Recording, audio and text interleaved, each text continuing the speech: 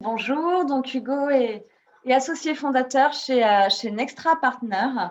Il va nous parler des bonnes options de paiement à l'international. Donc, quels sont les enjeux du paiement international? Quels sont les différents moyens de paiement? Quelles sont les bonnes pratiques à mettre en œuvre dans votre stratégie? Hugo, je te laisse la parole. Merci beaucoup Anna pour l'introduction. Bonjour à tous. Bienvenue pour cette conférence du coup sur les bonnes options de paiement à l'international. Donc pour me présenter très rapidement, Hugo Fenet, vous avez déjà eu une présentation de Nextra Partners. Donc Nextra Partners, on est un hub qui souhaite diffuser de l'innovation. Cette innovation, du coup, on la diffuse à travers nos différentes activités, des activités de conseil, des activités en technologie avancée. Et donc, pour ce faire, on s'appuie sur un écosystème de partenaires. Et on a notamment développé, on va dire, une bonne expertise autour du domaine des fintech et du digital finance. Et dans cette partie-là, du coup, on englobe aussi le paiement. Le paiement B2B, B2C, c'est ce qu'on va essayer de percevoir à travers cette conférence. Et donc, le paiement en ligne derrière, avec le sujet du e-commerce, des marketplaces ou de la vente sur les marketplaces tierces, comme c'était la thématique de la conférence au préalable. Le sujet aujourd'hui, on a eu l'opportunité d'accompagner différents clients, des grands comptes, des PME, des TPE sur les thématiques de paiement, donc des opérateurs de marketplace, c'est-à-dire des acteurs qui souhaitent monter des marketplaces pour pouvoir cadrer leurs projets sur des thématiques de paiement à l'international, en B2B, en B2C. On a également accompagné des éditeurs de marketplace comme Miracle, car Miracle se posait des questions aussi sur le paiement B2B à l'international, une complexité qui est démultipliée dans un contexte international. Et du coup, on les a aussi aiguillés cette partie-là, travailler sur leur stratégie. Et on a accompagné également des fintech, ce qu'on appelle des acquéreurs, des PSP, donc des prestataires de services de paiement sur ces thématiques-là. Et par ailleurs, nous donnons des cours aussi dans des écoles de commerce sur les fintech d'un point de vue global, et on recentre généralement sur la partie paiement.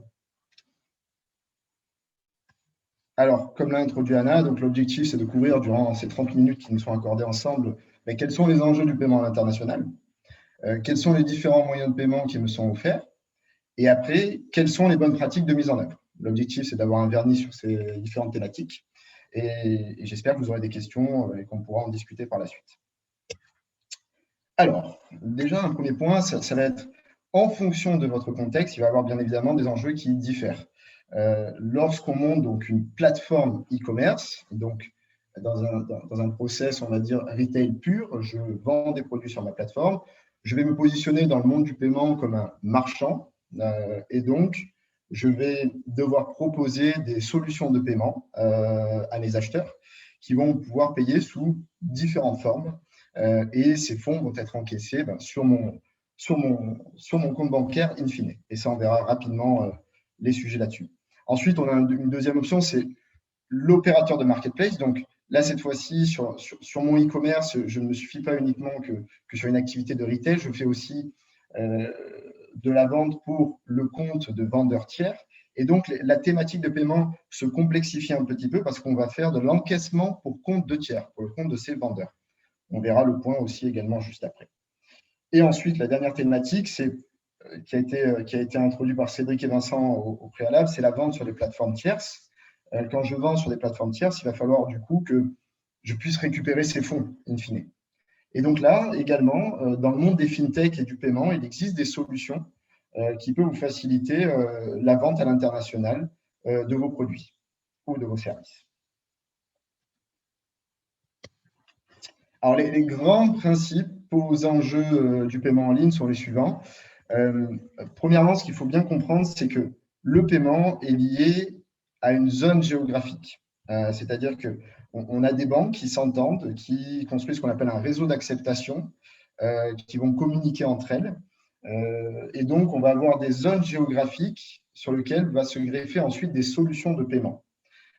Bon exemple, le SEPA, le Single European Payment Area, donc l'Europe et le réseau d'acceptation de l'euro, où on a des pays à la fois où la devise principale est l'euro et des pays qui ne sont pas euros. Et donc, on a ces banques qui vont se communiquer entre elles avec l'ouverture de leurs API, ce qu'on appelle, vous avez sûrement entendu parler de ce terme-là, l'open banking, qui va permettre ensuite à des prestataires de services de paiement de construire des solutions de paiement par-dessus.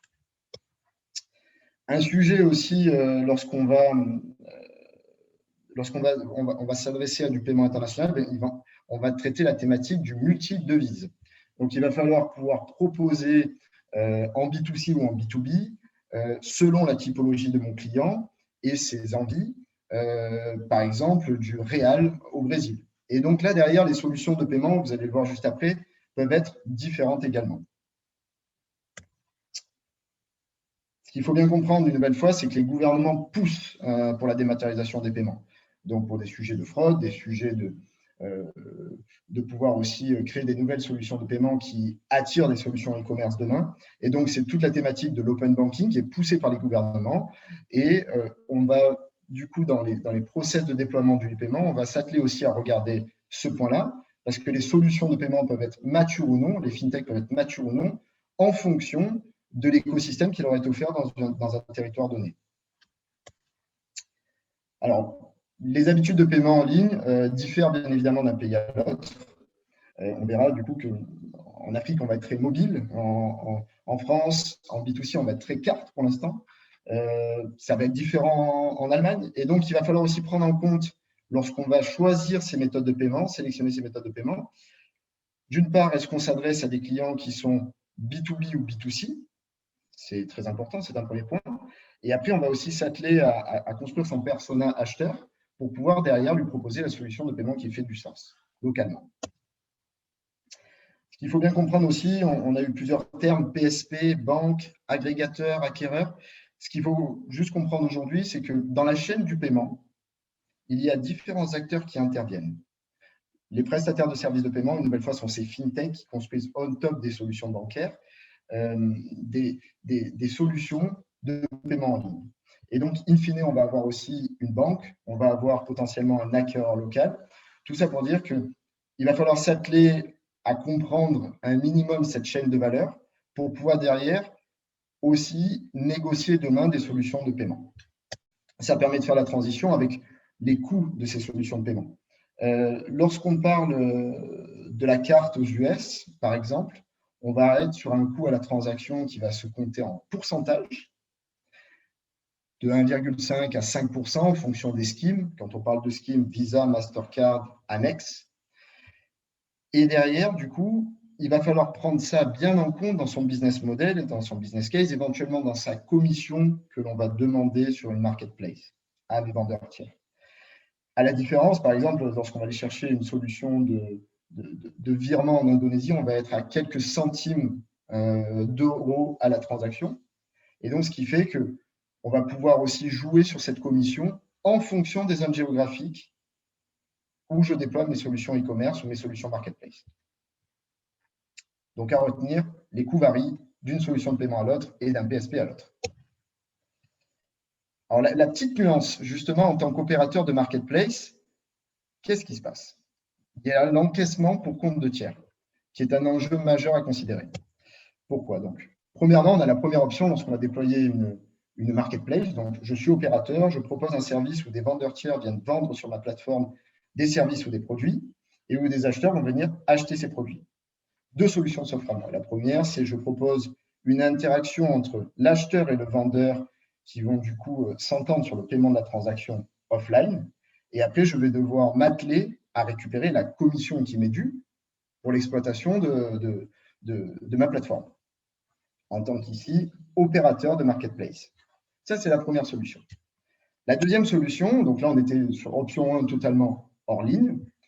La deuxième option, où on rajoute donc du coup la brique paiement en ligne, c'est l'encaissement pour compte de tiers. Dans cette partie-là, on va avoir l'opérateur qui va s'appuyer donc sur un PSP ou pas, un prestataire de services de paiement, pour venir, en point numéro 1, récupérer les fonds des deux parties, à la fois le vendeur et l'opérateur. Et après, il va avoir un jeu de dispatcher ces fonds sur les deux comptes bancaires de collection, à la fois les comptes bancaires des vendeurs et à la fois mon compte bancaire pour encaisser la commission de la transaction. Et donc, ça, c'est ce qu'on appelle l'encaissement pour compte de tiers. Le compte de cantonnement est situé ici. Et ce qui est important à comprendre, c'est que c'est très régulé, cette partie-là, la partie encaissement pour compte de tiers. Et cette régulation dépend une nouvelle fois de la zone géographique où je me trouve. En Europe, c'est régulé par l'ACPR, par exemple, en France, qui stipule qu'il est complexe d'encaisser des fonds pour compte de tiers. Il faut être établissement de paiement ou établissement bancaire. C'est pour ça qu'on s'appuie sur des PSP. Aux US, vous allez avoir une latitude qui est supérieure, où cet encaissement pour compte de tiers est beaucoup plus flexible. Et donc, je ne suis pas obligé de m'appuyer sur un PSP localement. Je vais pouvoir encaisser les fonds pour le compte de mes vendeurs et me charger de les dispatcher ensuite chez les différents vendeurs. Ça, c'était pour la partie marketplace. Là, c'est un tour d'horizon des différents moyens de paiement. Donc, le cash. Le cash, on commence de suite par celui auquel on ne pense pas forcément lorsqu'on parle paiement en ligne. Mais il faut savoir que dans certains pays, le cash lié à une plateforme en ligne est encore très utilisé, voire est le moyen de paiement le plus utilisé. Typiquement, le multibanco au Portugal permet à un acteur de venir déposer en ligne, enfin, initier une transaction en ligne, obtenir un code, et après, on va à une machine, ce qu'on appelle un ATM, déposer du cash en rentrant ce numéro de code. Et ça va valider derrière la transaction. On a aussi beaucoup de cash sur de l'Asie-Pacifique, sur l'Afrique, où on va avoir du cash qui va être combiné avec une mobile wallet derrière. Donc ça pour dire que le cash, dans certaines zones géographiques, est tout de même à privilégier parce que c'est un moyen de paiement encore très utilisé, et même en paiement en ligne. Ensuite, on a le chèque. Ça peut vous surprendre également, mais le chèque, aux US, est encore fortement utilisé, et on voit des grandes plateformes de la place, telles que Grainger, qui utilisent encore le moyen de paiement chèque et qui, du coup, est un moyen de paiement qui est sollicité par les acteurs, et notamment dans le B2B. La crédit card et la debit card, celle qui est le moyen de paiement le plus commun pour nous en tant que Français, qui est un moyen de paiement qui est intéressant, en B2C surtout, et qui permet de scaler rapidement ma plateforme parce que je vais pouvoir la proposer de façon internationale. Attention, sur des zones géographiques telles que l'Inde, par exemple, la carte est très peu utilisée. Et donc, il va falloir s'atteler à aller chercher un moyen de paiement alternatif si on veut proposer de la roupie indienne sur ma plateforme internationalement. Le virement online banking. Alors ça, c'est une révolution qui arrive chez nous en Europe, notamment favorisée par l'open banking, donc l'ouverture des API des différentes banques à l'échelle européenne. Ça va être la possibilité d'initier directement un virement depuis une plateforme e-commerce.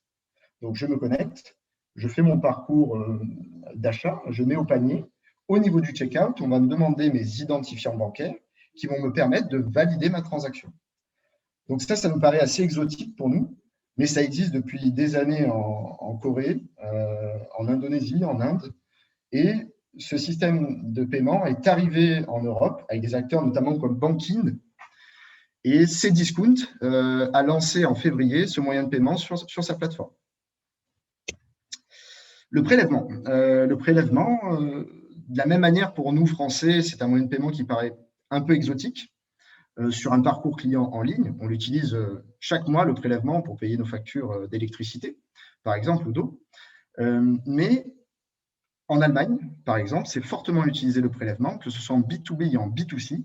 Et donc, c'est un moyen de paiement à privilégier. On verra qu'il y a des acteurs qui sont spécialisés sur le sujet, notamment. Le e-wallet, que je vais mettre en même temps que le mobile money. Le e-wallet, on connaît celui qui est internationalement connu, c'est PayPal. Mais on en a d'autres qui sont Alipay, exemple en Chine, qui sont donc des wallets que je vais venir créditer pour pouvoir aller ensuite faire une action de paiement sur une plateforme via ce wallet pour aller charger le wallet du marchand. Le mobile money, c'est peu ou prou le même système. En fait, ça dématérialise aussi l'action de charger un wallet qui est en fait lié à mon portable, pour pouvoir aller ensuite réaliser un paiement. Et ça, en Afrique, c'est un must-have si vous voulez scaler demain en Afrique, le mobile money. Et les cryptos. Alors, les cryptos sont nés, bien évidemment, de l'utilisation, on connaît tous le Bitcoin. C'est né du dark web pour pouvoir réaliser des transactions, notamment sur le dark web. aujourd'hui, peu développé en France, mais il y a beaucoup de plateformes à l'international qui acceptent des cryptos.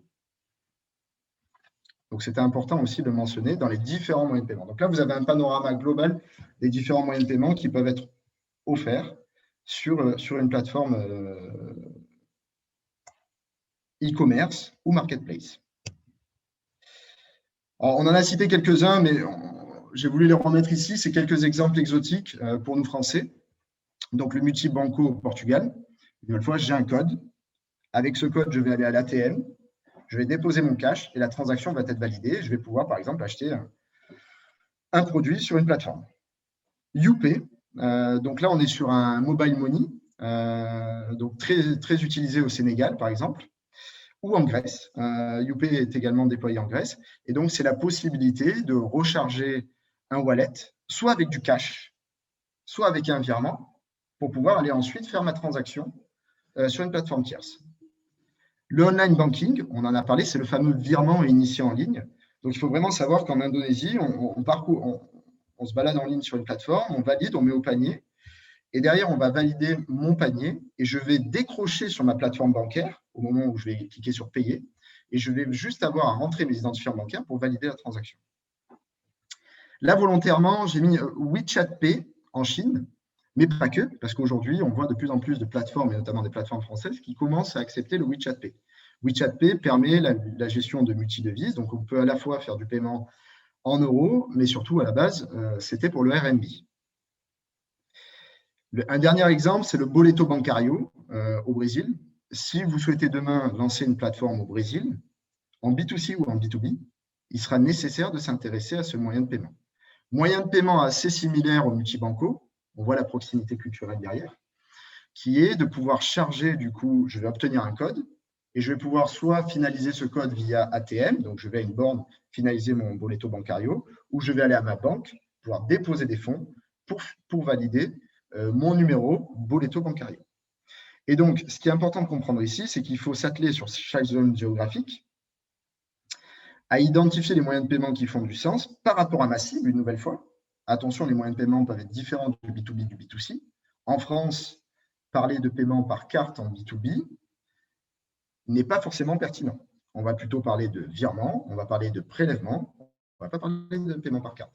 Par contre, aux US, le paiement par carte est fortement utilisé en B2B, voire recommandé.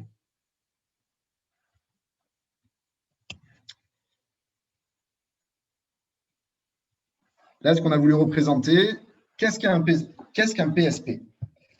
Alors, les PSP, donc, c'est les fameuses fintech. On connaît quelques noms, vous devez retrouver ici quelques logos. Les PSP sont du coup des prestataires de services de paiement qui proposent différents moyens de paiement sur différentes zones géographiques. Ils construisent ces solutions. Généralement, ils sont venus de la carte, donc c'est le cas des généralistes qui étaient orientés carte. Ingenico Paiement, que vous retrouvez beaucoup en France, qui est un acteur français, qui propose à la base des POS, donc des terminaux de carte bancaire pour pouvoir faire les paiements physiques.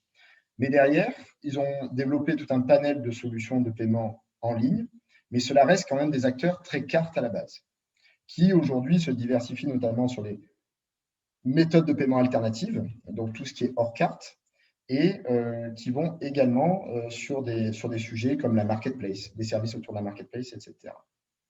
Fiserv est l'équivalent US. Donc, on a d'une part ces acteurs cartes. Ensuite, on a les nouveaux entrants sur le marché, depuis quelques années maintenant. Hein.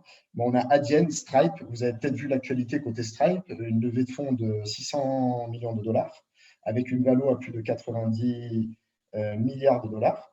Donc, assez impressionnant. On voit que le marché aussi se structure. Donc, il faut en effet choisir les bons acteurs pour pouvoir accompagner, on va dire, son déploiement de solutions à l'international, pour pouvoir aussi miser sur le bon cheval. Car le marché se structure une nouvelle fois et il va y avoir des acquisitions dans tous les sens sur les prochaines années qui ont déjà commencé et qui vont structurer le marché. Les Monway en France, Molly également. Ce sont ces fameux nouveaux entrants qui sont très multi-paiements, APIsés bien évidemment, et qui vont avoir une couverture géographique qui peut être intéressante.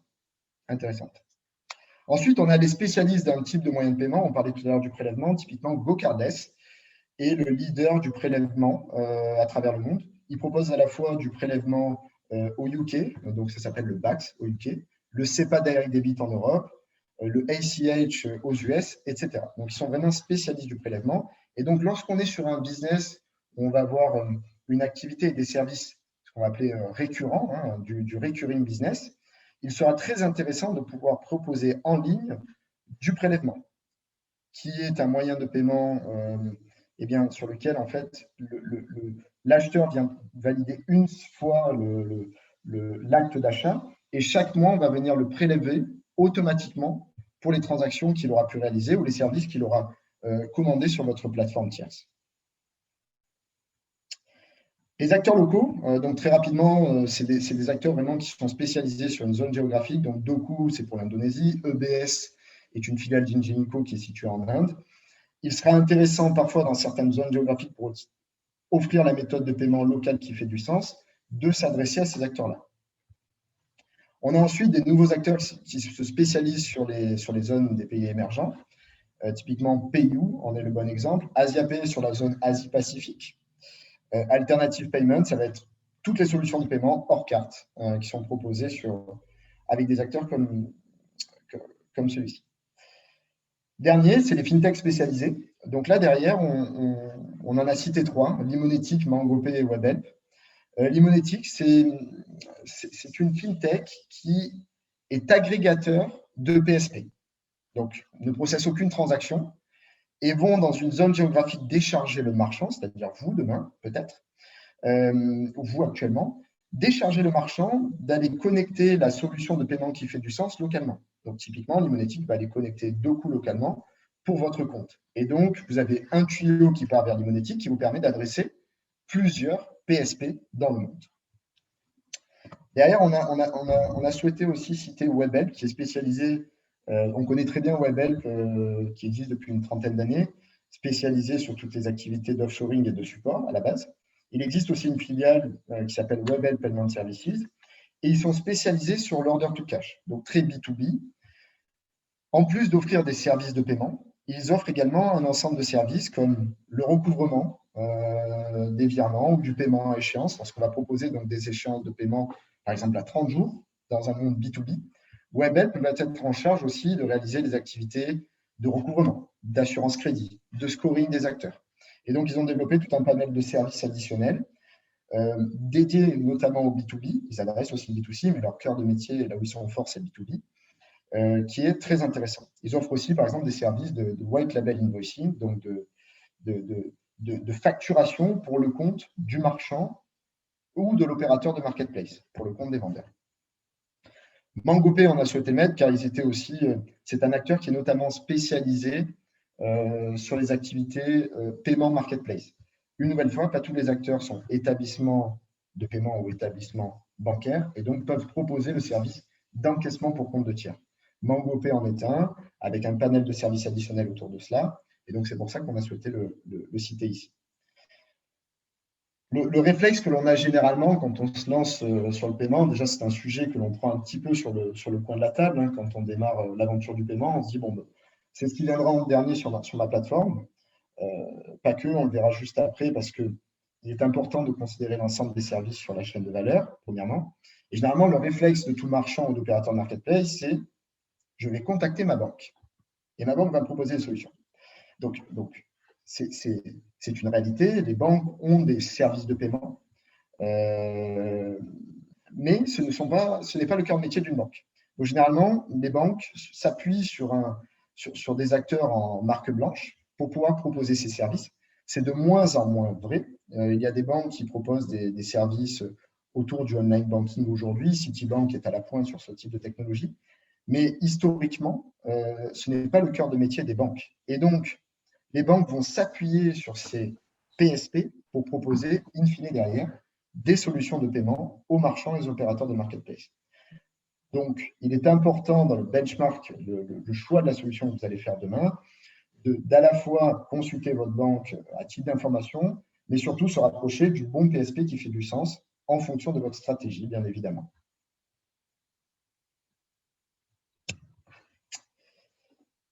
Là, ce qu'on voulait rajouter ici, c'est les acteurs de la virtualisation bancaire.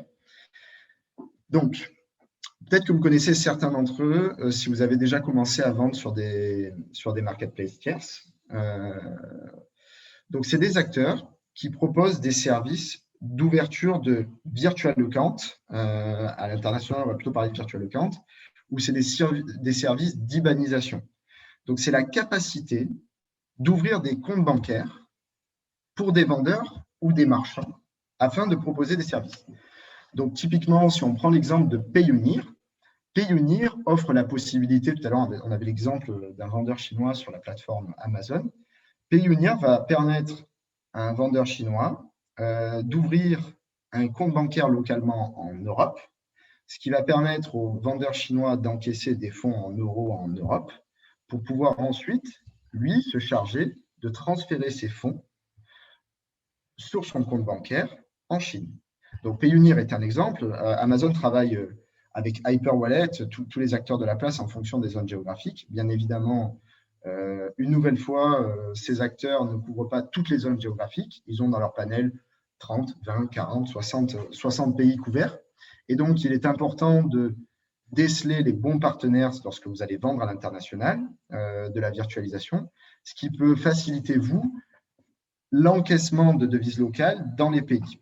Donc, par exemple, si vous vendez sur Mercado Pago, sur Mercado Libre au Brésil, il sera intéressant, par exemple, de pouvoir encaisser localement du réal pour ensuite ressortir ses fonds derrière. Et donc, typiquement, il va falloir aller s'atteler à trouver l'acteur qui fait du sens, qui vous permette de répondre à ce besoin-là. D'autres marketplaces, je vous rassure également, proposent directement des virements sur vos comptes bancaires européens. Si par exemple vous vendez sur une marketplace tierce, mais par contre vous allez devoir vous atteler à payer le taux de change. L'avantage de ces solutions, c'est que vous pouvez aussi maximiser les coûts de taux de change, le FX rate, et notamment vous pourrez intéresser-vous aux solutions telles que TransferWise qui vous permet de faciliter le transfert bancaire à l'international, même dans vos activités autres que liées au e-commerce ou au marketplace. Il est intéressant de s'intéresser à TransferWise qui va vous permettre peut-être de faire des savings par rapport à des solutions Swift classiques que vous pouvez avoir avec votre banque. Donc, ces fintech aident à la fois à la vente sur les marketplaces tierces en tant que vendeur. Elles vont également favoriser le déploiement du virement pour vos acheteurs. Très rapidement, par exemple, Banking Circle, un acheteur va pouvoir demain faire un virement sur une marketplace parce que Banking Circle va ouvrir un compte qui lui est dédié pour faire tous ses paiements sur cette marketplace. Donc moi, je suis un acheteur sur Alibaba, c'est le cas, c'est un partenaire d'Alibaba. Je vais demain souhaiter payer une transaction à un vendeur chinois. Je vais cliquer sur payer. Et là, on va me proposer plusieurs solutions de paiement. On va notamment proposer le virement en Europe. Eh bien, Banking Circle ouvre un IBAN qui vous est dédié en tant qu'acheteur. Et donc, vous allez pousser ce virement sur cet IBAN, donc sur ce compte bancaire. Et par un système de transfert ensuite de fonds, cette transaction va être validée sur un compte bancaire qui est situé en Europe pour être ensuite redirigé, ces fonds vont être redirigés chez le vendeur chinois. Mais tout ça pour dire que ça peut également être des solutions très intéressantes pour proposer du virement sur vos marketplaces ou sur votre e-commerce. C'est plutôt un use case qui s'adresse à des acteurs qui seront B2B. Donc, c'était le deuxième bullet point, favorise le déploiement du virement pour vos acheteurs. Et en tant que marchand, ça va vous permettre également d'encaisser éventuellement des fonds localement. Si vous n'avez pas encore de partenariat bancaire dans un pays où il est possible de ne pas avoir encore d'entité juridique pour ouvrir un compte bancaire, ces acteurs peuvent aussi vous faciliter pour encaisser localement des fonds dans certaines zones géographiques. Donc, c'est pour cela que ces différents acteurs sont intéressants aujourd'hui et qu'il faut s'y intéresser quand on monte une plateforme, lorsqu'on va vendre à l'international ou lorsqu'on propose des services marketplace. Alors là, très rapidement, c'est ce qu'on disait tout à l'heure, il est important de proposer un ensemble de services lorsqu'on lorsqu'on propose du paiement. Il ne faut pas uniquement considérer que le paiement. Ce qu'on voulait matérialiser ici, c'est qu'on est dans un process de code to cash, donc c'est un process de transaction classique. Hein. Mais c'est de dire que sur toute la chaîne, il est important de considérer les services financiers offerts à mes clients. C'est-à-dire que dès le départ, sur l'onboarding, la cotation, la mise au panier par un client, on va pouvoir avoir des services, des fintechs qui vont s'atteler à scorer le client pour éventuellement lui proposer derrière du virement ou non, du prélèvement ou non, qui est une méthode de paiement risquée. On a aussi des nouveaux acteurs, des nouveaux entrants sur le marché. Vous avez peut-être entendu parler du Buy Now, Pay Later, qui permet du coup d'acheter maintenant, de payer plus tard. C'est des activités in fine de crédit à la volée sur des plateformes que vous pouvez avoir, qui marchent très très bien sur des zones géographiques telles que le Brésil et qui arrivent très fort sur nos zones géographiques également, en Europe. Et donc, on a des acteurs, pas seulement du paiement, qui proposent ce type de service. Et pour cela, il va falloir avoir une activité de scoring, donc d'évaluation de la solvabilité de mon acheteur pour pouvoir lui proposer ce service. Et donc, on a des acteurs qui proposent ce type de service, typiquement FinexCap, pour en citer qu'un, qui propose cette activité à la fois de scoring et de pouvoir proposer derrière du crédit ou du factoring également, donc l'affacturage pour acheter des factures et financer la trésorerie à la fois d'un vendeur ou d'un acheteur. Il va falloir aussi considérer la dématérialisation des factures, gros sujet également lorsqu'on est en B2B, et donc qui est primordial lorsqu'on va dématérialiser une facture et la poster en ligne sur une plateforme. On va aussi proposer la bonne solution de paiement, ça on l'a couvert tout au long de notre sujet. Et puis très rapidement aussi, ça s'adresse plutôt au B2B là, dans ces cas-là, il va falloir aussi bien rétribuer sur ma plateforme l'information du côté acheteur pour lui expliquer ce qu'il a pu payer, ce qui correspond à quelle facture, pour que lui puisse avoir aussi ses activités comptables qui soient facilitées, typiquement de la réconciliation derrière bancaire. Donc ce type de service, c'est vrai qu'on prend toujours le paiement en bout de chaîne, mais il est important d'avoir une vision globale, on va dire, des services financiers à offrir à mes acheteurs ou à mes vendeurs lorsqu'on est en cas marketplace, pour pouvoir être pertinent et pour pouvoir avoir un bon taux de conversion sur ma plateforme. Et aussi pour pouvoir industrialiser derrière des process de mon côté dans mon ERP comptable.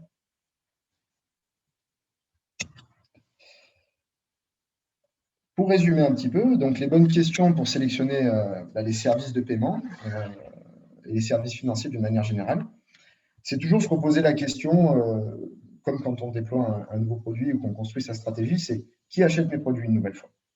Donc, qui est mon client? Est-ce qu'il est B2B? Est-ce qu'il est B2C?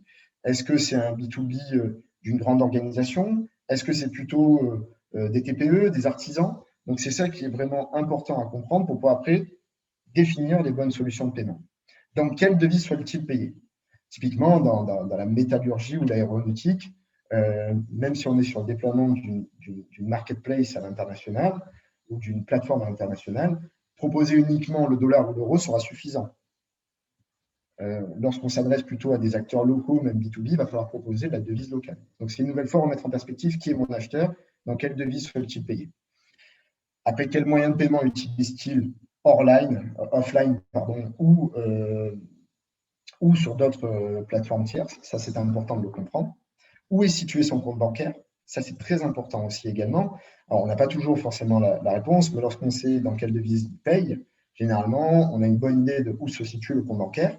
Mais une nouvelle fois, les PSP vont proposer des solutions de paiement domestiques, par exemple, lorsqu'on parle du Boleto Bancario, il faut que les deux comptes bancaires soient situés au Brésil. Donc, c'est pour ça qu'il faut se poser les bonnes questions pour proposer derrière les bonnes solutions de paiement. Et bien évidemment, où est situé mon compte d'encaissement des transactions, ou plutôt, où peut se situer mon compte d'encaissement des transactions. C'est-à-dire, par exemple, vous allez avoir un partenaire bancaire qui va pouvoir vous suivre aux US pour ouvrir un compte bancaire ou pas.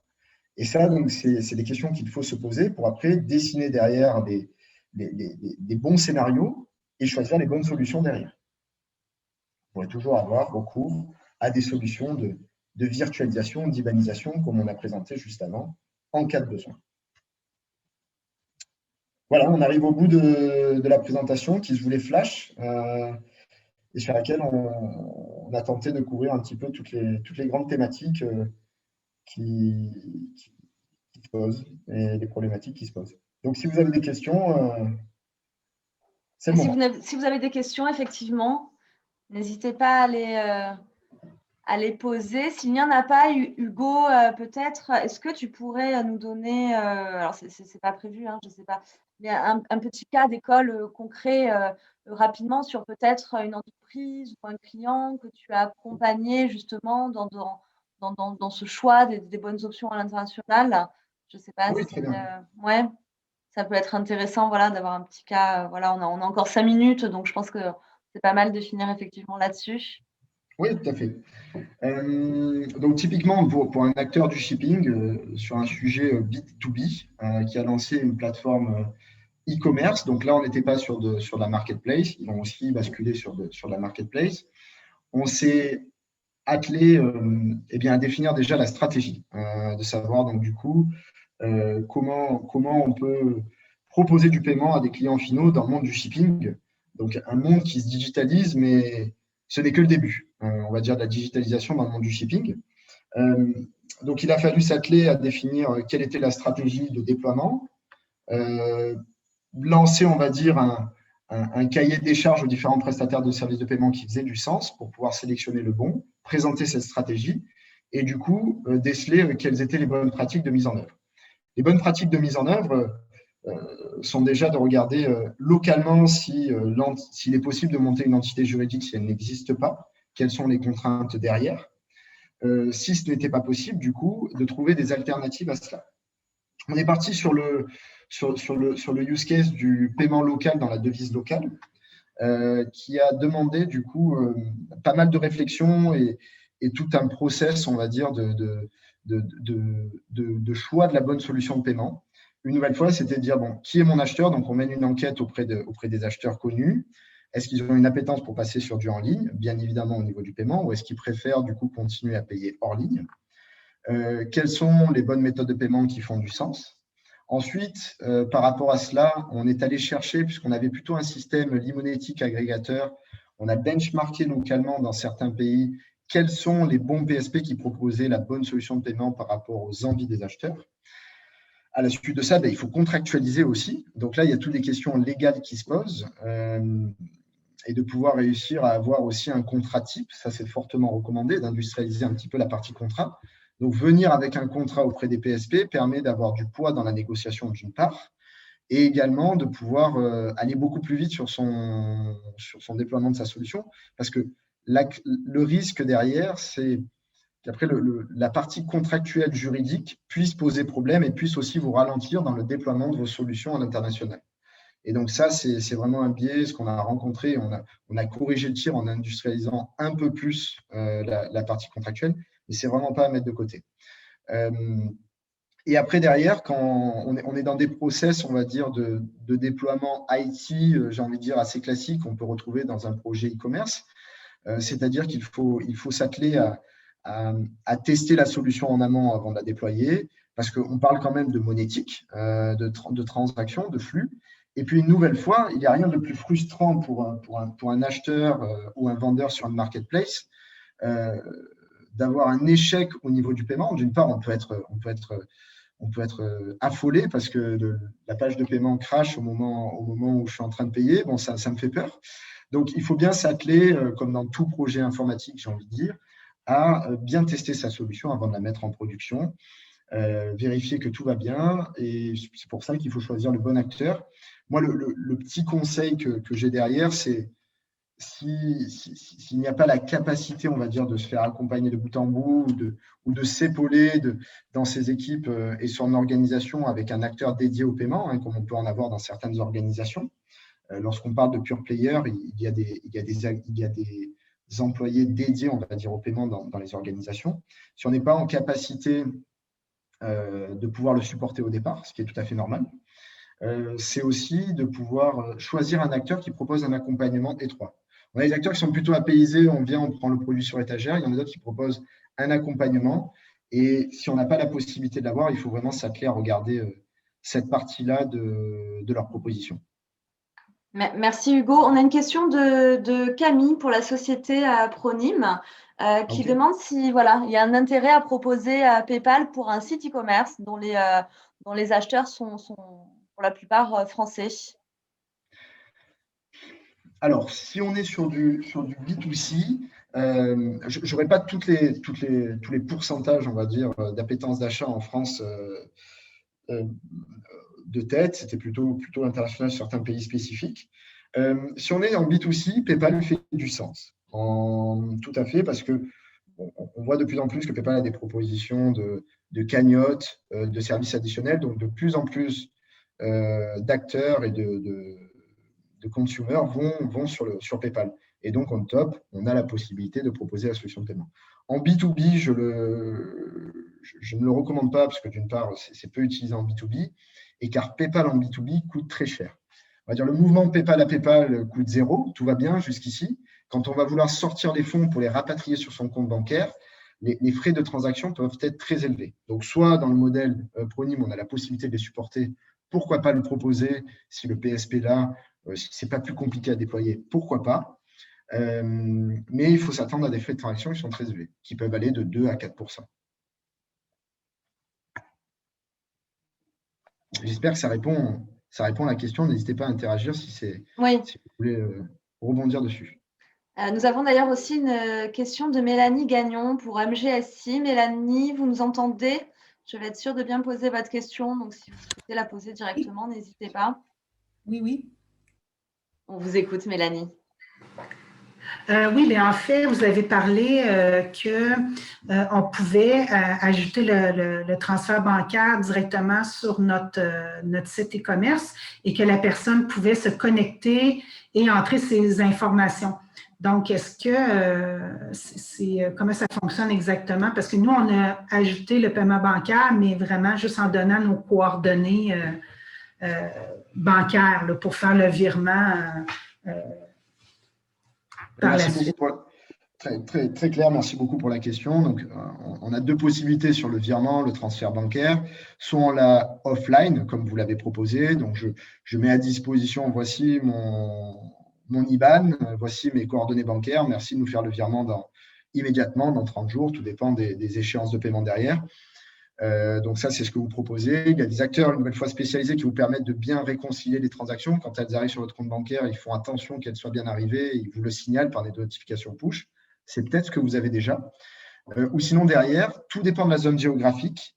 Donc, c'est une réponse, c'est toujours la même, ça dépend de votre zone géographique. Si vous êtes en France, je vous conseille de vous intéresser à des solutions comme Trustly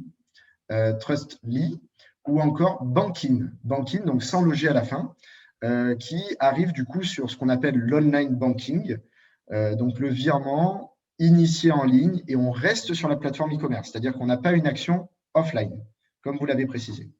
Donc voilà, je vous conseille d'aller voir ces solutions-là qui sont une petite révolution dans le e-commerce à venir. Merci Hugo.